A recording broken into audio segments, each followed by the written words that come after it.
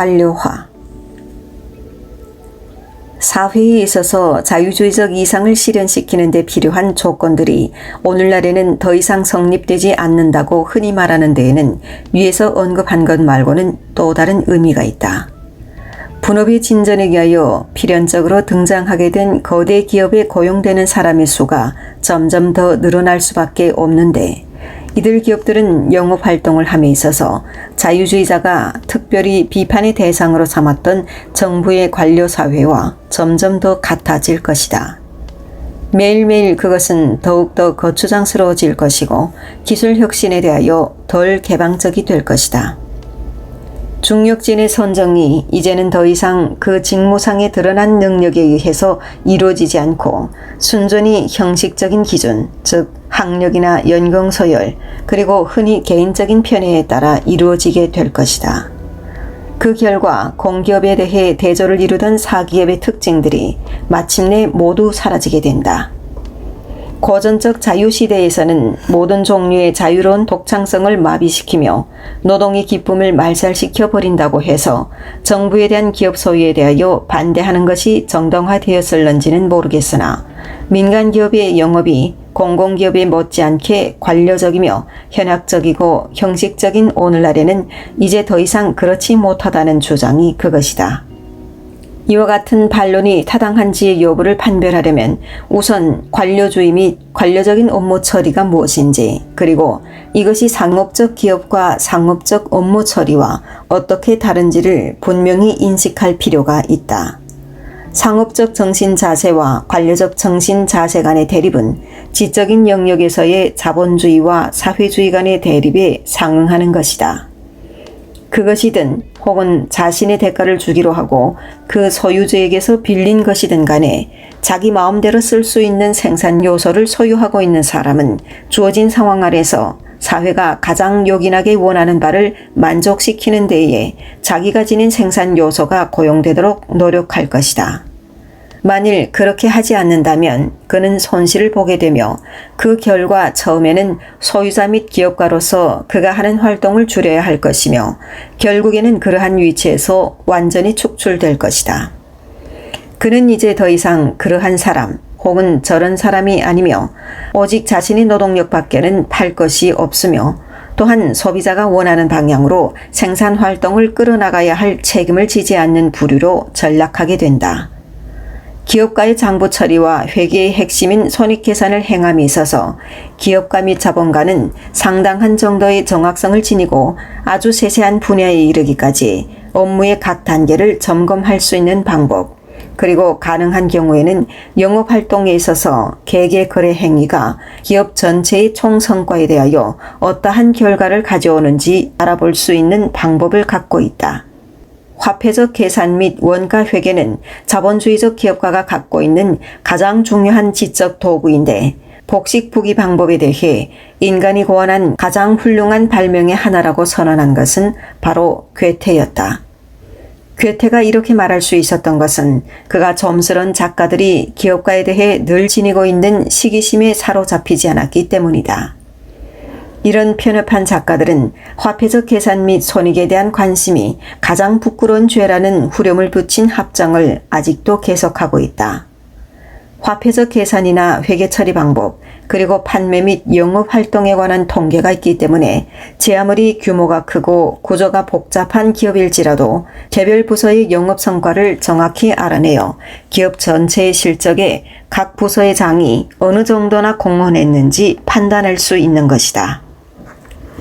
이와 같은 것들은 각 부서의 관리자들을 평가함에 있어서 믿을 수 있는 지표가 되어 그들이 회사에 대하여 어떤 가치가 있으며 얼마나 보수를 주어야 하는지 알게 해주는 것이다.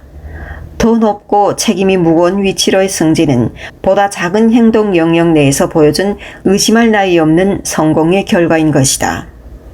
원가 계산에 의하여 각 부서의 장이 얼마나 열심히 일하고 있는지 알아낼 수 있으며 조직 개편 혹은 비슷한 조처가 지내는 효과에 대해서는 물론 기업의 전 영업 분야 중 특정 분야의 영업 성과에 대한 평가를 내릴 수도 있다.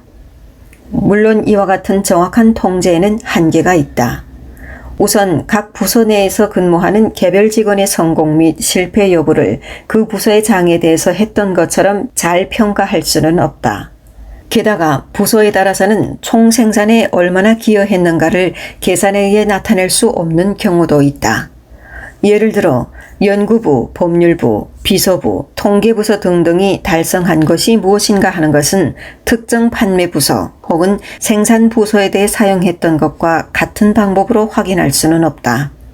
전자의 경우는 부서장에게, 후자의 경우에는 기업의 전무에게 영업 성적의 평가를 안심하고 맡길 수 있는 것이다. 그들이 사태를 보다 더 객관적으로 분명히 볼 수 있을 것이며 그런 판단을 하도록 부름받는 사람들은 그들이 맡고 있는 부서의 생산성에 따라 자신의 소득이 결정되기 때문에 보다 더 정확한 판단을 하고자 하는 개인적인 이해관계를 갖고 있기 때문이다. 모든 거래가 손익계산에 의해 통제되는 이와 같은 기업 형태의 반대형은 공공기관의 행정에 대해 대표된다. 판사가 자기의 의무를 잘 수행했는지 여부는 계산에 의해 드러낼 수 있는 성질의 것이 아니다.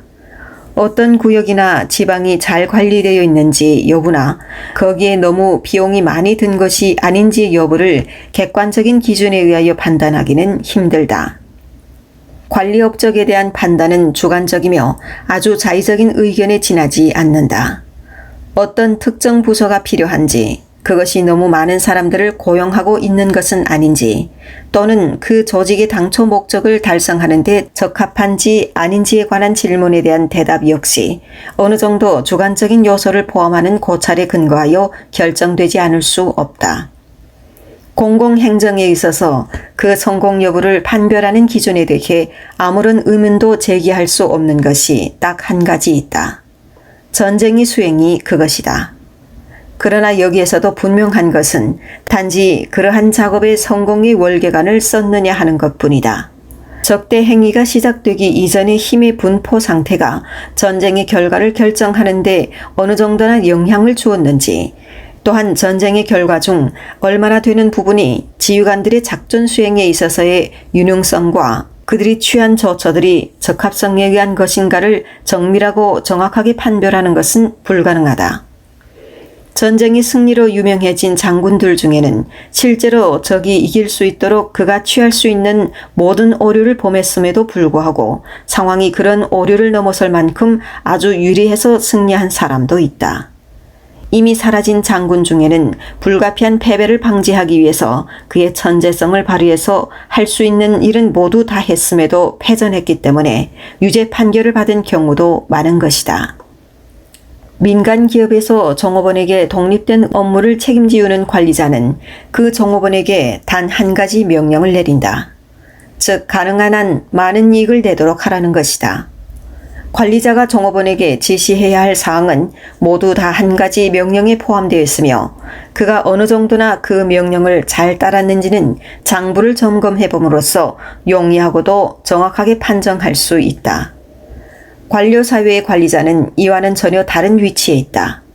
그는 부하에게 어떠한 일을 완수하라고 얘기할 수 있으되 그 목적을 달성하기 위하여 채택된 수단이 그 상황 아래서 가장 적합하며 경제적인지를 확인할 수 있는 위치에 있지는 않다.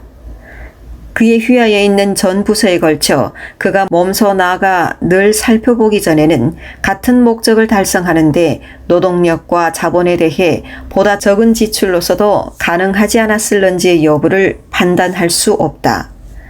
결과 그 자체가 수직적 측정의 대상이 아니며 오직 계략적인 평가만이 가능하다는 사실에 대해서는 여기서 논의할 필요가 없다. 우리는 여기서 외부 효과라는 관점에서 행정기술을 고려하고 있는 것이 아니라 단순히 관료 조직의 내부적 운영이라는 측면을 다루고 있기 때문이다. 즉 여기서 우리가 결과에 대해서 관심을 지니는 것은 단지 그것과 들어간 비용과의 관계에 대해서만이다. 결과와 비용에 관한 그러한 관계를 상업부기 방식을 따라서 계산에 의해 판별한다는 것은 당초부터 불가능하므로 관료조직의 관리자는 부하에게 의무적인 명령을 내린다. 이와 같은 지시에는 평상적이고 정규적인 업무에 대한 일반적인 관행에 따른다는 유보사항이 있다. 그러나 예외적인 경우에는 비용의 지출이 이루어지기 이전에 상부 관서의 허락을 받아야 한다. 지루하고 비효율적이긴 하나 그것이 유일하게 가능한 방법이다. 만일 모든 부속기관이나 부서의 장, 그리고 지분소에 대해 그들이 필요하다고 생각하는 비용을 지출할 수 있는 권한을 준다면 행정비용은 머지않아 천정부지로 증가될 것이다. 이러한 제도가 결정적으로 결함이 있으며 아주 만족스럽지 못하다는 사실을 호도해서는 안 될 것이다. 쓸모없는 지출이 허다한 반면에 관료조직이란 상업조직처럼 상황 변화에 대처하지 못하는 특성을 지니고 있어 필요한 지출이 이루어지지 않는 경우도 허다하다. 관료화의 효과가 가장 잘 나타나는 것이 그의 대변자인 관료사회이다. 민간 기업에 있어서 어떤 사람을 채용하는 것은 특혜를 주는 것이 아니라 고용자와 피고용자 모두가 혜택을 보는 영업상의 거래이다. 고용자는 노동자가 수행한 노동의 가치에 상응하는 임금을 지불해야 한다. 만일 그렇게 하지 않는다면 그의 종업원이 더 나은 월급을 받을 수 있는 직장으로 옮기는 위험에 직면해야 한다. 반면 노동자는 직장을 잃지 않기 위해 임금을 받는 만큼 열심히 그의 책무를 수행하도록 노력해야 할 것이다. 고용관계가 특혜가 아니고 영업상의 거래 행위이므로 피고용자는 그가 고용자의 미움을 받는다고 해서 일자리를 쫓겨날 걱정을 하지 않아도 된다. 개인적인 편견에 사로잡혀 그가 받는 월급에 상응하는 가치를 지닌 노동자를 해고하는 고용자는 스스로에게 해를 입히는 것일 뿐 다른 곳에서 유사한 자리를 찾을 수 있는 고용자에게 피해를 주는 것이 아니기 때문이다. 각 부서의 관리자에게 종업원을 채용하고 해고할 수 있는 권한을 주는 데에는 아무런 어려움도 따르지 않는다. 그의 경영활동에 대하여 부기 및 원가 계산이 통제력을 지니고 있는 경우에 각 부서장은 자기 부서가 가능한 한 가장 많은 이익을 내도록 각별히 애쓸 것이므로 자기 자신의 이익을 위해서도 최선의 노동자를 휴하여 두려고 애쓸 것이다. 만일 미움 때문에 해고되어서는 안 될 사람을 해고하거나 그의 행동이 개인적인 기준에 의해 유발된다면 그 결과로 인해 고통받아야 하는 것은 바로 자기 자신이다. 그가 대표로 있는 부서의 성공을 저해하는 행동은 궁극적으로 그의 손실로 되돌아온다. 따라서 비물질적인 생산 요소인 노동을 생산 과정에 결합시키는 일은 아무런 마찰이 없이도 진행될 수 있는 것이다. 관료 조직에서는 사정이 아주 다르다. 비록 그가 관리자의 위치에 있다 하더라도 각 부서의 생산적 공헌이나 더 나아가 개별 구성원의 공헌에 대한 정확한 평가가 불가능하므로 임명과 대우에서 특혜나 개인적 편견이 게재될 소지가 많다. 관공서의 공식적인 자리를 채우는데도 영향력 있는 사람의 알선이 어떤 역할을 한다는 것은 그와 같은 자리에 대한 임명권자가 특히 비열한 성격을 지녔기 때문이 아니라 처음부터 누가 그 자리에 적합한지를 판단할 객관적인 기준이 없기 때문이다. 물론 가장 유능한 사람이 그 자리를 차지해야 할 것이다. 그러나 문제는 과연 누가 가장 유능한가이다.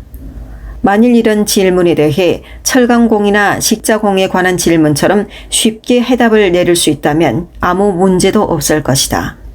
그렇지가 못하므로 상이한 사람들의 자질을 비교함에 있어서 필연적으로 자의적인 요소가 개입될 수밖에 없는 것이다. 그러한 자의적인 요소가 발동될 기회를 극소화하기 위해서 임명과 승진에 대한 엄격한 조건을 내세우게 된다. 특정한 지위의 획득은 일정한 교육연한의 이수, 시험의 합격, 그리고 다른 직책에 일정 기간 이상 계속해서 근무해야 하는 등의 조건을 충족시켜야 가능하며 승진은 연공 서열에 따르게 된다. 이와 같은 방안들이 손익계산의 방법을 이용하여 각각의 일자리마다 가장 적합한 사람을 찾을 수 있는 가능성에 대한 대체물이 될 수 없음은 당연하다. 특히 학교 출석이나 시험 통과, 그리고 연공 서열이 그 선택이 옳은 것이라는 보장을 조금도 할 수 없음을 지적하는 것은 쓸데없는 지실이라. 옳은 선택을 보장하기는커녕 그 정반대이다. 그러한 제도는 처음부터 정력적이고 유능한 사람이 그가 지닌 힘과 능력에 맞는 자리를 차지하는 것을 막는다. 진정한 가치가 있는 사람치고 미리 정해진 학습 계획에 따라서 또 기성화된 경로를 거치는 승진을 통해서 최고의 위치에 오른 사람은 없다. 관료 제도에 관해 신앙적 믿음을 지니고 있는 독일에서조차 완전 무결한 관리라는 말은 의도야 어찌됐든 줏대가 없고 중요하지 않은 사람을 지칭하는 말로 쓰여진다. 따라서 관료적 행정제도의 특징은 그것이 지출된 비용과 연관지어 영업활동의 실패를 판가름할 수 있는 손익계산이라는 지표를 지니지 못하기 때문에 그러한 결함을 보충하기 위해 업무의 관장이나 인원의 채용에 있어서 일단의 공식적인 처방을 따르도록 하는 전혀 불충분한 방법을 쓸 수밖에 없다는 데 있다. 관료적 경영 방식에 대해서 흔히 그 책임을 지우는 모든 해악들은 이와 같은 원천적인 결함의 소산이다.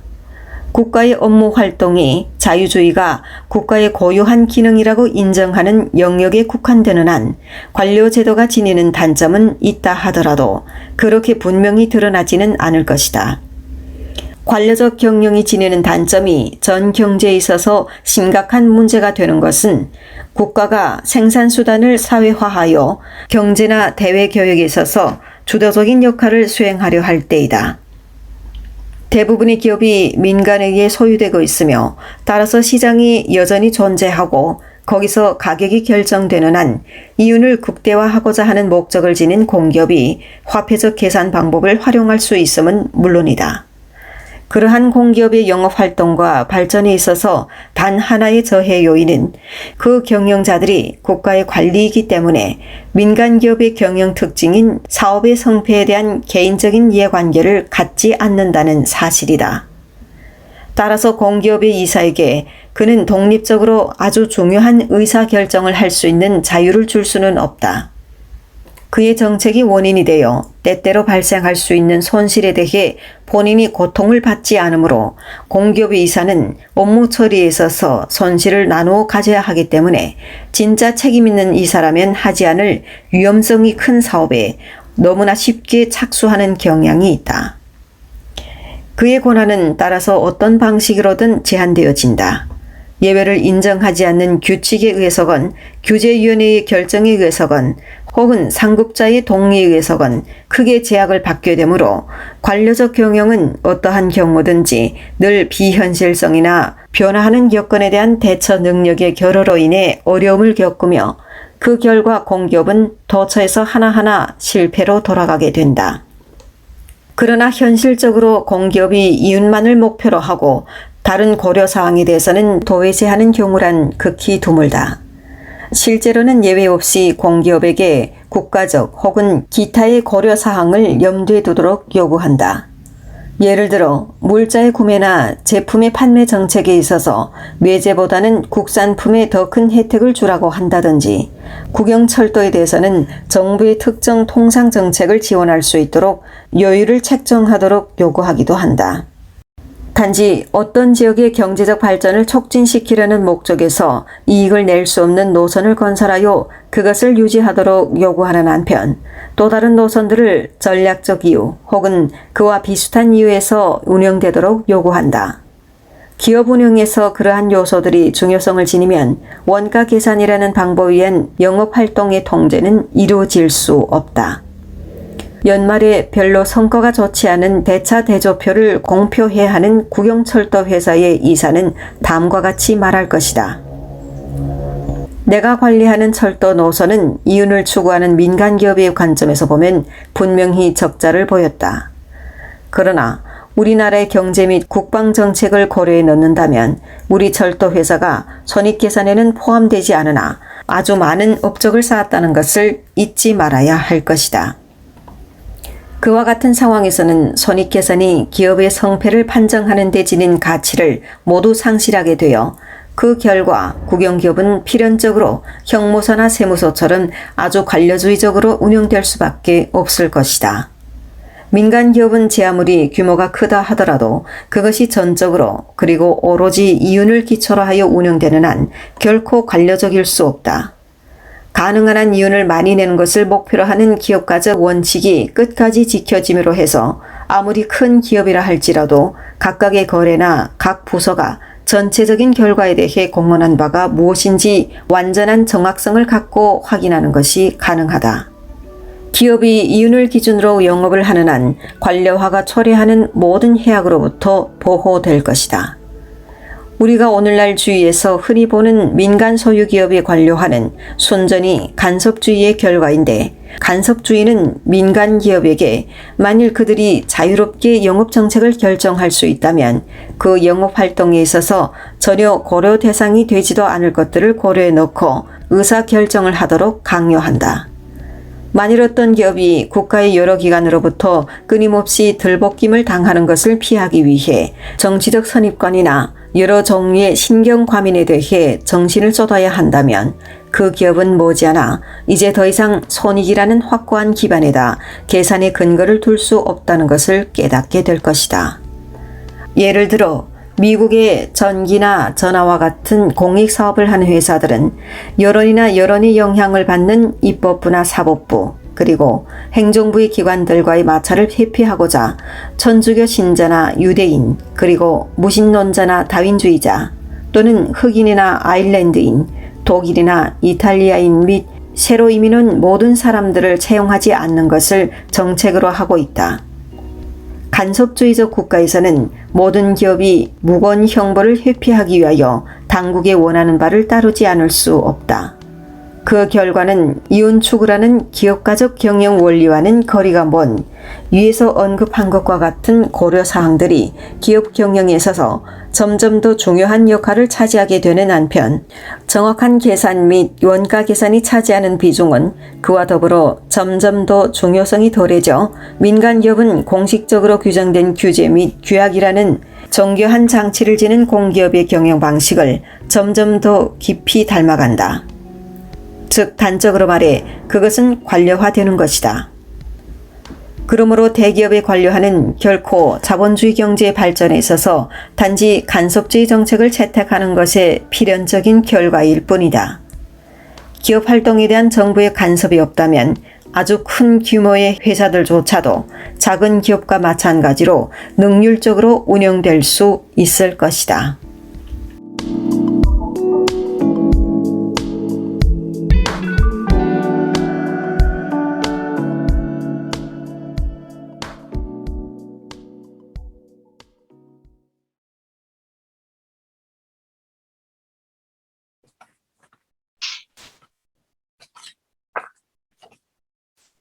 그동안 낭독하시느라 고생하신 수연님께 박수를.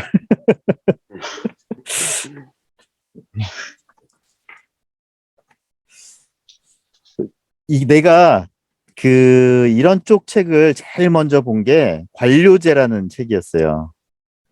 전자책이었는데 그때 하도 시달려가지고 공무원들한테 하도 시달려가지고 뭐 검색하다가 해서 봤는데 미제스 책이요. 나중에 보니까 미제스 책이었더라고. 그때 당시는 볼 때 몰랐어. 그 미제스 책인지 모르고 그냥 봤는데 그 책의 내용이 압축돼서 들어가 있어요. 보니까. 내가 얼마 전에 그래서 그 관료제 생각이 나가지고 누가 무슨 관료주의 얘기해서 그 생각이 나서 다시 한번 좀 읽어봤는데 얼마 전에 다시 읽은 내용이 압축돼서 나온 얘기예요. 관료제. 우리는 지금은 근데 관료주의가 뭐가 문제인지 우리는 이미 되게 잘 알고 있어서 이 설명이 별로 필요가 없을 수도 있는데 이 책을 쓸 당시에는 관료주의라는 게 굉장히 성공적인 방식이었거든요. 독일이나 프랑스 이런 1927년도니까 이 당시에는 특히나 이제 관료주의라고 하는 것이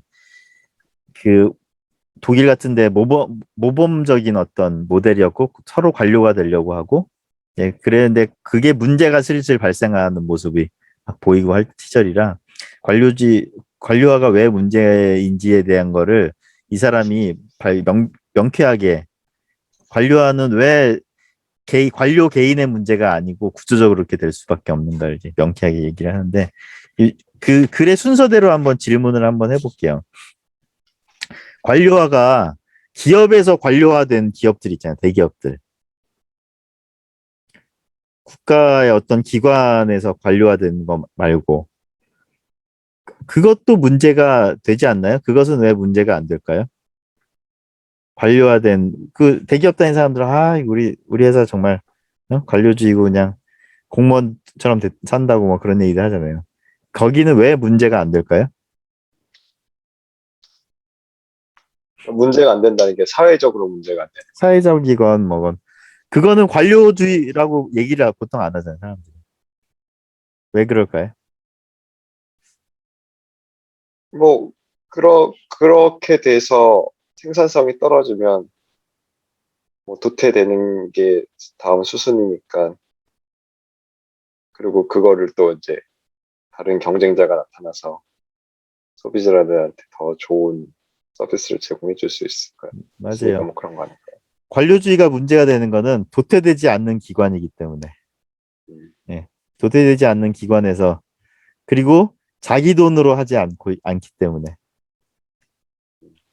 아주 그게 근본적인 거고. 근데 대기업에서 뭐 그렇게 해봤자 걔네들은 어차피 문제가 발생되는 걸 바로 발견할 수 있는 피드백이 있으니까. 왜냐하면 시장에서 네. 살아남지 못하는 걸로 바로 피드백이 되니까. 그거는 문제가 되지 않는다. 그래서 규모가 크고 그렇다고 하는 그 구조 자체가 문제가 아니라는 거.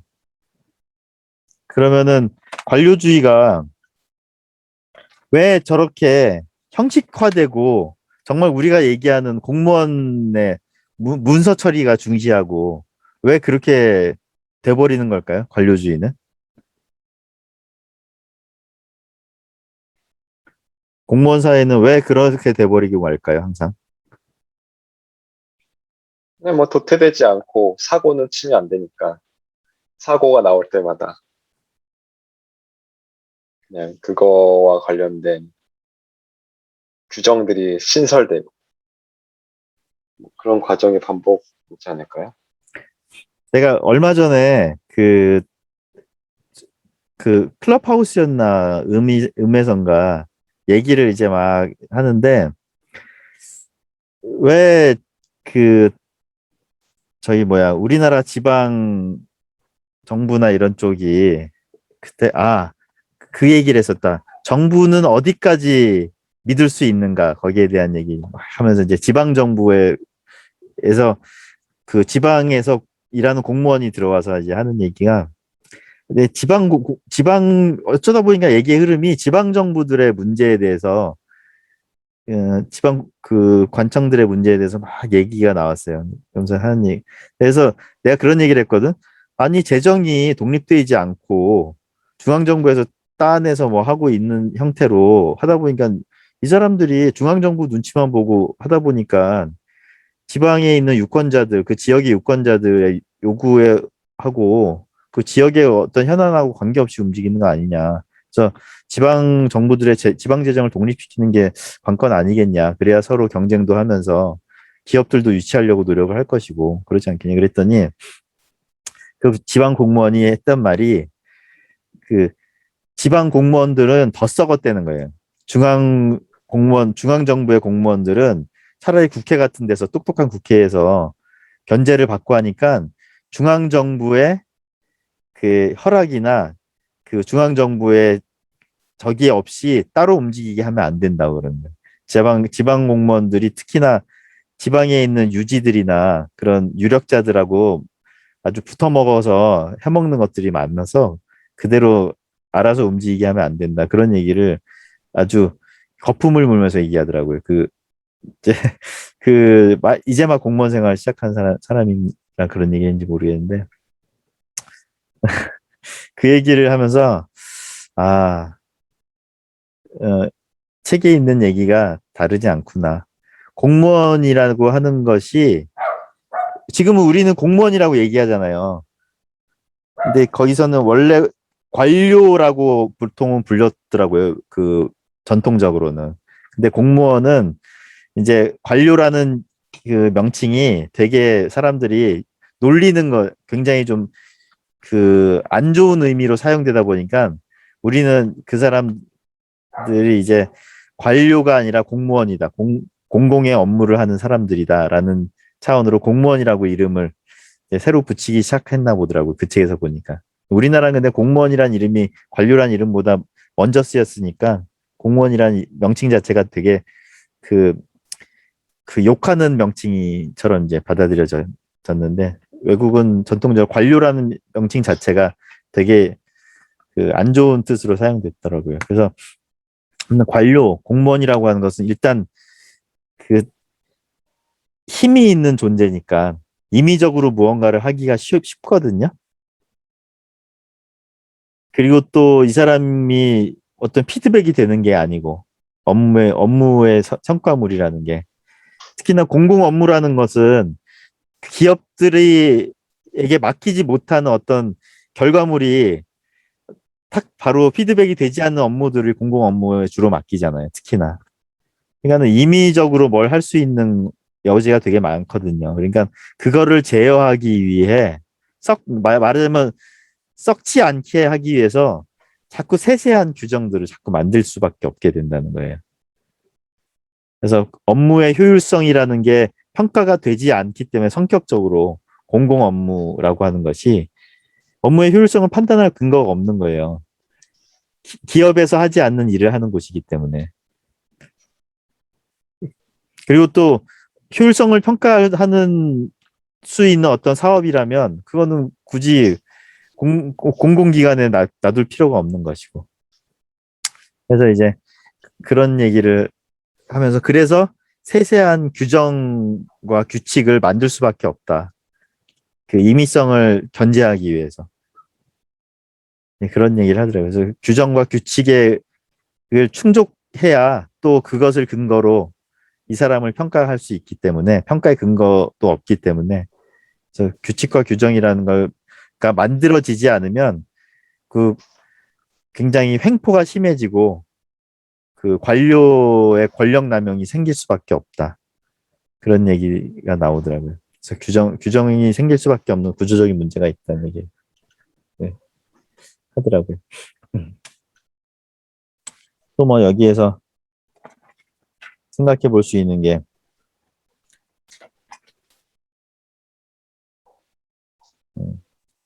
아빠, 지우 몇 시에 나왔지? 지우가 몇 시에 음, 나왔어? 공공기관인데 같은 업무를 민간 기업이 또 하는 경우에 지금 9시 51분에 나왔는데 민간 기업과 공공기관이 함께 경쟁을 하는 시장 구조라면 그렇다고 하면은 그 공공기관은 그 관료화에서 뭐 그 좀 벗어날 수 있을까요? 그거에 대해서는 어떻게 생각해요? 그러니까 공공기관도 있고 민간 기관도 있고 예.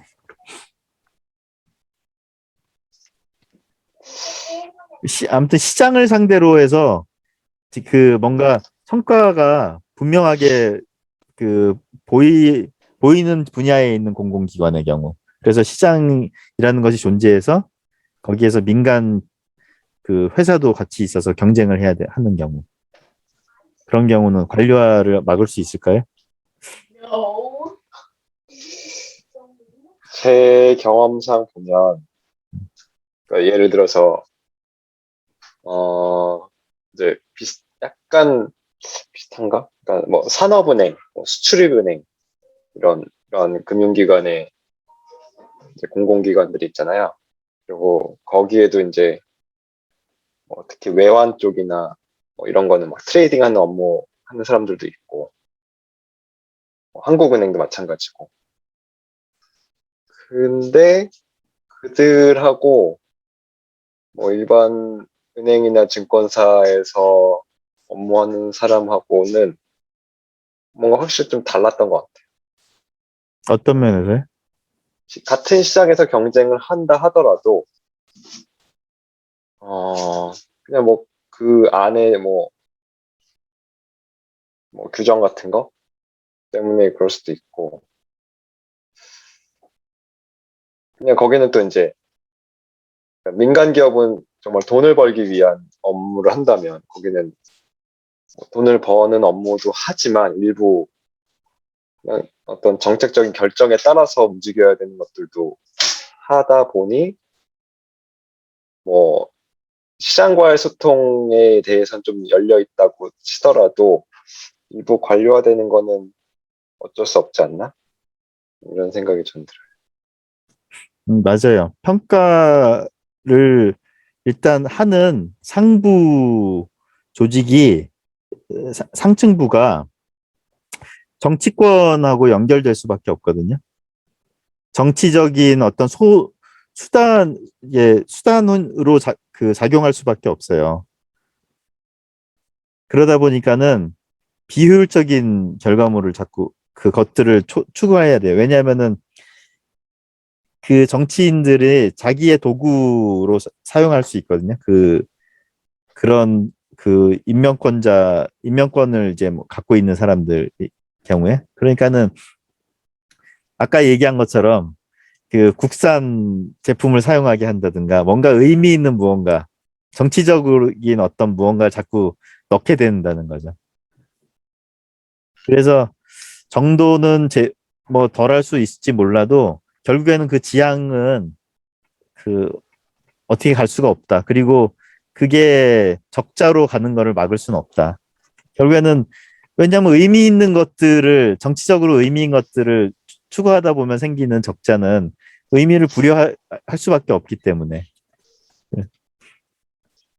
결국에는 이제 그리고 또 마지막에 보면은 민간 기업들이 자꾸 관료화되는 게 왜 그러냐?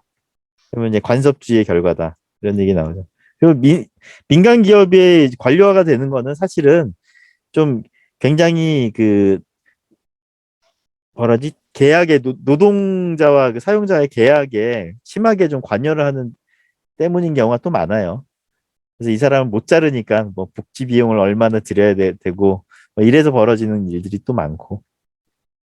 그리고 또 그 기업이 하는 사업이 사실 정부 눈치를 보지 않으면 정부의 정책을 따르지 않으면 못 따내는 사업을 주로 한다거나 그래서 국가의 사업이 비중이 크면 커지면 커질수록 민간 기업들마저도 이제 그 공무원처럼 움직일 수밖에 없다.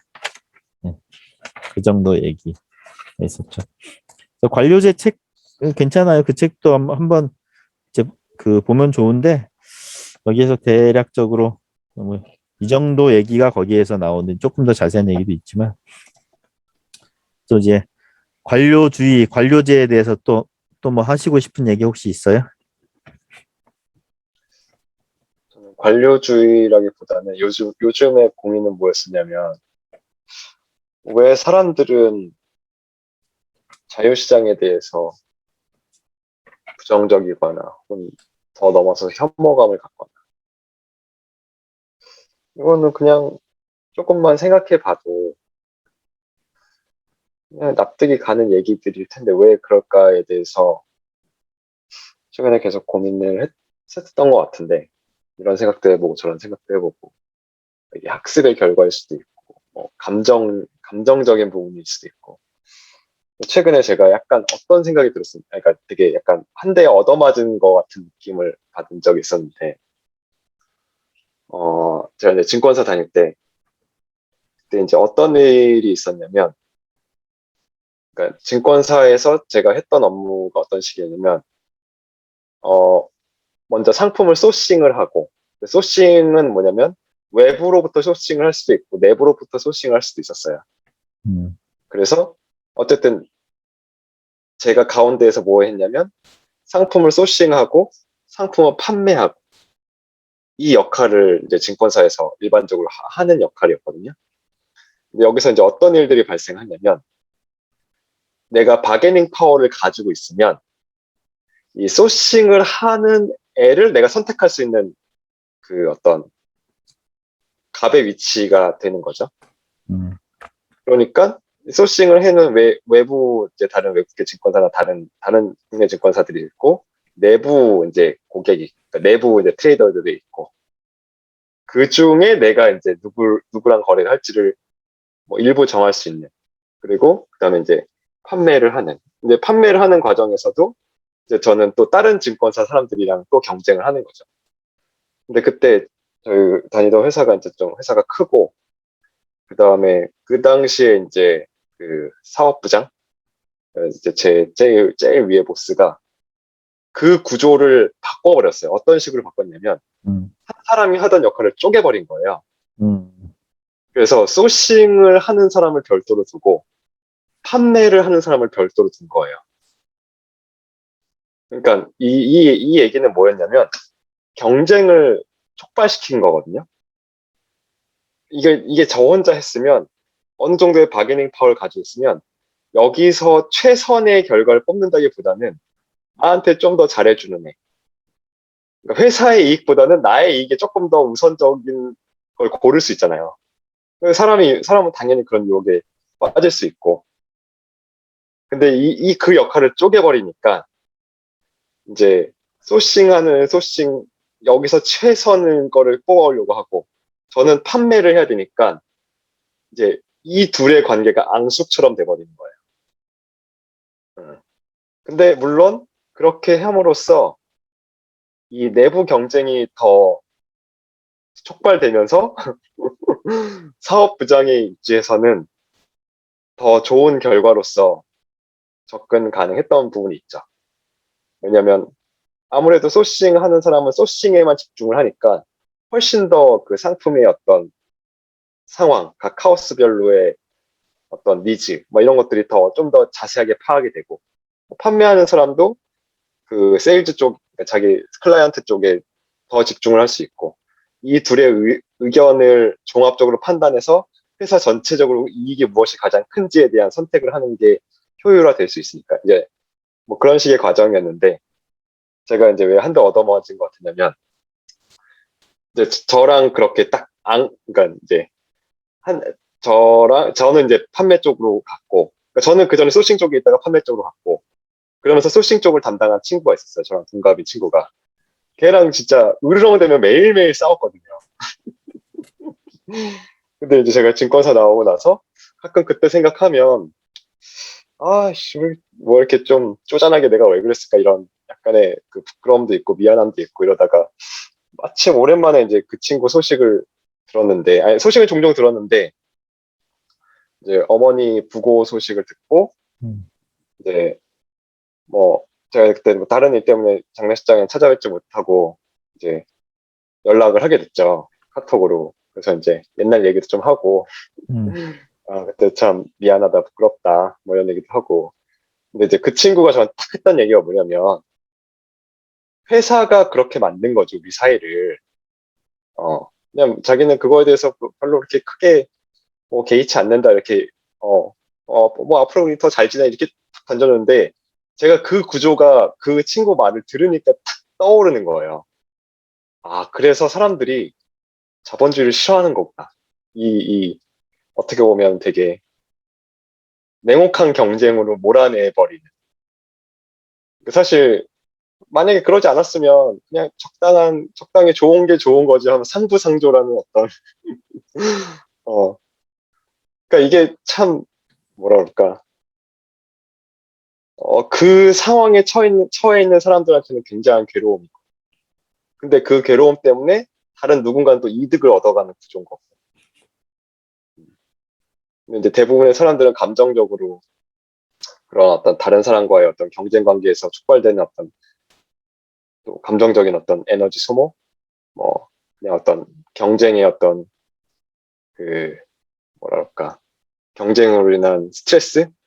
이런 게 그냥 사람으로서 어쩔 수 없이 피하고 싶은 게 너무나 당연한 생각이기 때문에 이게 참 벗어나기 쉽지 않은 거일 수 있겠구나. 이런 식의 생각이 다시 한번 좀 들더라고요. 최근에 좀 저한테 있었던 일이. 국가가 사라지면 어떨 것 같아요?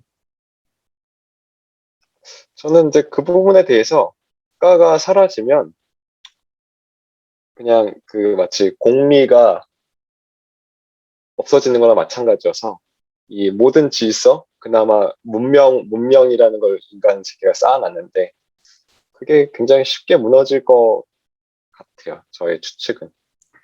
그 바스티아 법을 강영님은 봤잖아요.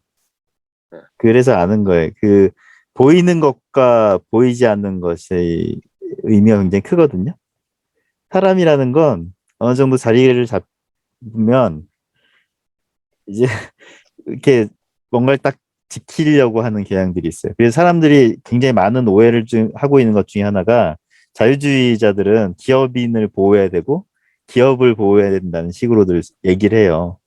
심지어는 그래서 삼성이 우리나라를 구해야 된다는 얘기 헛소리하는 사람들도 있고 근데 보이는 것과 보이지 않는 것을 그 판단하지 하는 존재가 필요하다고 저는 봐요. 그 사람들이 그렇게 말하자면 좀 좋은 게 좋은 거라 이렇게 하고 돌아가고 할 수 있어요. 그 진입장벽을 안 만들 것 같아요. 경쟁에 의하면 경쟁 잡고 하면 이제 진입장벽 이제 이 경쟁이 무한 경쟁이니까 진입장벽이 사라지고 그럴 것 같지만 사실은 그럼에도 불구하고 보이는 것과 보이지 않는 것 이미 보이는 사람들이 보이지 않는 피해자들을 무시하는 어떤 체제를 만들 가능성이 굉장히 또 많다는 거죠. 근데 그래서 보이지 않는 것들, 즉 그 시장에 진입하지 못한 사람들, 그리고 뭐 소비자들도 그렇고 그런 사람들의 존재를 계속 일깨우는 정치적 영역이 필요하다. 그런 의미에서 사실은 민주주의라는 게 굉장히 의미가 좀 있기도 하고 이게 참 어떻게 보면 어려운 부분이고 그렇다고 해서 국가라는 것이 참 길들여지기 힘든 어떤 야수 같은 존재인데 또 어떻게 해야 되냐 그 문제도 참 숙제고 하이에크 사상이 참 그래서 어려워요. 그 중도 그 애매한 그런 부분 지점들을 찾아나가는 게 저는 그렇게 생각해요. 그런 것들이 뭐 경쟁의 체제에서 뭐 놓여져 있지 않기 때문에 그 사람들이 뭐 그런 것들을 시도하지 않고 또 뭐 경쟁이 존재했기 때문에 그런 본부장이 그런 체제도 만들었다고 하지만 그런 것들을 자꾸 일깨우는 어떤 사회 전체의 어떤 그 담론이 오고 가는 공간 그런 것들을 얘기하고 해야 되는 공간으로서의 어떤 국가 기관이라고 하는 것은 굉장히 소중하다. 그 시스템은 그 권력이 한데 모이지 않도록 계속 견제하고 자꾸 칸막이도 치고 국가 시스템을 자꾸 힘을 분산시키긴 해야겠고 그러면서 그런 것들 보이지 않는 것들에 대한 지적들을 계속 하는 어떤 좀 공간이 필요하다 그런 생각이 좀 들고 바스티아가 보이는 것과 보이지 않는 것을 얘기한 사람이잖아요. 어찌 보면 굉장히 국가 무용론에 가까운 그런 사람이었잖아요. 국가 권력에 대한 어떤 저항을 얘기한 사람이잖아요. 그렇지만 그 사람은 정치인이었잖아요, 말이에요. 그 사람의 본부는 정치인이었고 정치를 열심히 한 사람이에요. 그런 의미에서 그 그렇게 뭐 회사가 뭐 그렇다, 저기가 라고 하는 것도 그렇게 생각하기 쉽죠. 그래서 그런 생각 이상의 것을 좀 그 다시 한번 되새기는 어떤 문화적인 분위기도 중요하고 나는 그 정도 생각은 좀 있어요. 나는 그런 생각을 또 많이 하게 된 이유 중에 하나가 의사들 특히나 지금 우리나라 의료계는 거의 정부하고만 싸우잖아요. 정부와 단판만 지어서 정부한테 뭔가를 얻어내려고만 하잖아요. 그거 볼 때마다 정말 피해자인 환자들, 그러니까 의료 소비자들의 영역이 너무 무시되고 있다는 생각이 들 때가 많거든요. 의사들은 자기가 권위자인 거야. 이 분야의 권위자인 거예요, 내가. 거의 그래서 담합체를 의사들끼리 아주 담합체를 아주 잘 꾸리면 국가와 잘 해서 뭔가 잘 얻어낼 수 있다. 그렇게 잘 얻어내야 우리가 환자한테도 좋은 걸 한다는 이런 식의 접근을 계속 하고 있거든요. 옳지 않거든요, 그거. 그러니까 이게 그런 거 보면서 우리 의사들한테도 보이는 것과 보이지 않는 것들, 환자들 특히나 그 보험료 내를 어마어마하게 내고 이용하지 못하고 이런 사람들이 있거든요. 그 사람들 보험료만 내고 병원도 안 오고 이런 사람들의 어떤 좀 피해 같은 것들도 반영이 돼야 되는데 거기에 대한 게 좀 논의가 좀 될 필요가 있다. 그래야 그게 국가 차원에서 논의가 돼야 의료보험 독점 문제도 얘기가 될 수 있는 것이고 그걸 깰 수 있는 어떤 그 정책의 변화도 나올 수 있는 것이고 한데 지금은 논의의 수준이 국가가 잘못하고 있다. 의사들을 불쌍하다는 식으로 흘러가니 이거는 이 보이지 않는 진짜 피해자들의 문제 얘기조차 안 되고 있으니 의사가 무슨 피해자야. 의사는 독점체의 그 수혜를 보고 있는 독점자예요, 사실은. 근데 그 와중에 그 독점의 결과 그 자원 배분이 좀 제대로 안 되다 보니까 자원 배분이 좀 이렇게 엉망으로 되다 보니까 좀 거기서 좀 억울한 일들이 좀 말도 안 되는 일들이 케이스가 몇 개가 벌어지는 거지. 사실은 그렇게 접근할 문제가 아닌데 그래서 이런 부분을 좀 제대로 접근하는 논의가 언제쯤 가능할까? 이런 얘기를 좀 할 수 있는 사람이 누가 있을까? 이런 생각이 요즘 들어요. 그런 부분, 네.